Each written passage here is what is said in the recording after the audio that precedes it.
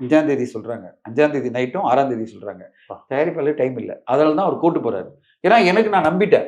9ஆம் தேதி போட்டுட்டேன். நீங்க வந்து 22 நீங்க எனக்கு கட் லிஸ்ட் குடுத்துட்டீங்க. நான் 24 சப்மிட் பண்ணிட்டேன். எதுக்கு நீங்க ஹோல்ட் பண்றீங்கன்னு தானே கேட்பாரு. அப்ப கோர்ட்ல போன உடனே நம்மளுக்கு நீதி கிடைக்கும்னு நினைக்கிறாரு. ஆனா கோர்ட் ப்ரொசீடிங் இவ்வளவு பெருசா இருக்கும்னு அவருக்கு தெரியல. இவ்வளவு பெரிய ஒரு சிக்கலாயிடும் அப்படின்னு அவர் கணிக்கல. அவங்க கோர்ட்ல லாயர் என்ன சொல்லியிருப்பாங்க, சார் நம்ம கிட்ட நியாயம் இருக்கு. ஏன்னா நம்மளுக்கு மெயில் வந்திருக்கு. 22ஆம் தேதி மெயில் வந்திருக்கு. அந்த மெயில் படி வந்து சர்டிபிகேட் வாங்க வேண்டியதான் பாக்கி. நான் வந்து கட் லிஸ்ட் கொடுத்தபடி கொடுத்துட்டேன்னா சர்டிபிகேட் கையில ஹேண்ட் ஓவர் பண்ணணும். வித்தின் 1 டேக்குள்ள. இதுதான் ப்ராசஸ். அப்படி இருக்கும்போது ஏன் நீ டென்ஷன் ஆறீங்கன்னு சொல்லியிருப்பாங்கல்ல லீகல்ல. அங்கதான் அவங்க நினைச்சு பார்க்காத ஒரு விஷயம் என்னன்னா, இத்தனை கோர்ட்டுக்கு இந்த கேஸ் போகணும்னு அவங்க நினைச்சு பார்க்கல. இன்கேஸ் விஜய் அவர்கள் வந்துட்டு இந்த பொலிட்டிக்கல் சைட் போகாம இருந்தா இவ்வளவு பிரச்சனை வந்திருக்காரு. கண்டிப்பா கிடையாது. அவர் அரசியல்னா இது ஜஸ்ட் இது கொடுத்திருப்பாங்க. உடனே கொடுத்திருப்பாங்க. ஆஸ் யூசுவல் பிளான் பண்ணபடி 9th ரிலீஸ் ஆயிருக்கும். ஒரு பிரச்சனை இல்லை. ஏன்னா அவங்களுக்கு எதிராக அரசியல் எதுவுமே இல்லைல்ல. யாருமே அரசியல் பண்ணிருக்க மாட்டாங்கல்ல. படம் வந்த பிறகு கான்ட்ரோவர்சி இருக்கும், அதெல்லாம் ஓகே. பட் முன்னாடி இந்த மாதிரி முன்னாடி யாருமே ஒன்றும் பண்ணிட மாட்டாங்க.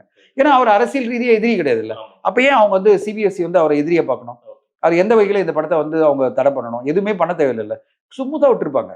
இவர் அரசியல் வந்து அதுவும் கொள்கை ரீதியான எதிரி அண்ட் இந்த ரீதியான அப்படின்னு சொன்னதோடு தான் பிரச்சனை. அவர் வந்து அவங்கள எதிரியா சொன்ன பிறகு அவங்க என்ன சொல்றாங்க, ஓ என்ன எதிரி சொல்றியா, அப்போ ஓகே ஃபைன், நான் எங்க செக் வைக்க முடியுமோ நான் வைக்கிறேன், எனக்கு ஒரு வாய்ப்பு இருக்குல்ல அப்படின்னு சிபிஎஸ்சி யூஸ் பண்றாங்க. இப்போ அவர் அரசியல்ல இவ்வளவு ஸ்ட்ராங்கா வந்ததோடு தான் இந்த எதிர்ப்பு வருது.